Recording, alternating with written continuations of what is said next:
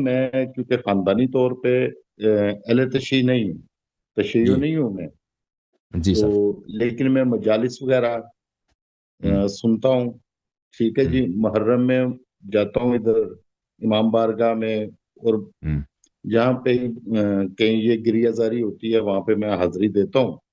सही। लेकिन मेरा ये नमाज का और रोज़े का ये जो टाइम है हमारा ना, या हमने सीखा ऐसे हुआ है, हुँ, ठीक है? कि नमाज़ जी। हमने सुन्नियों से सीखी हुई है, रोज़े का टाइम भी हमारा वैसा है। तो हम मैं मतलब समझना चाह रहा हूँ कि ये मेरे जो अमाल हैं, ये ठीक हैं या गलत हैं?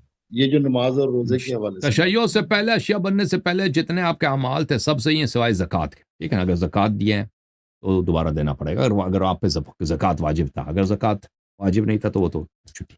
शिया बनने के बाद फिर आपको ये हक नहीं है कि हुँ, आप अहले हुँ। सुन्नत के उनके अहकाम पे अमल करें, वुज़ू नमाज के मामले में, वुज़ू के मामले में या हुँ, इफ्तार के, मगर ये कि तक़िया हो, मगर कि ऐसी मजबूरी हो, मसलन कोई हुँ, हुँ। नौजवान शिया हो जाता है घर में, वो नहीं, अगर उनको पता, घर वालों को पता चल जाए कि ये शिया हो गया तो उसको मारेंगे, और वो हुँ, इफ्तार हुँ, के वक्त हुँ। बिल्कुल पता चल जाएगा ना, एक दिन अगर आपने लेट इफ्तार की, दूसरे दिन लेट किया, फिर तो घर वालों को पता, ये शिया हो गया, मारो इसको।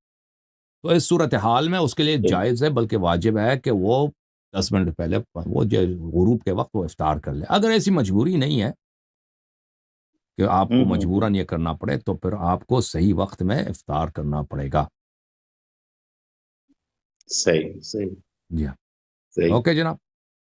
ओके, अल्लाह हाफ़िज़। एक और मैं थैंक्स। जानना चाह रहा जी, था, जी, ए ए जी, एक मेरा मैं जानना चाह रहा था जी। जी।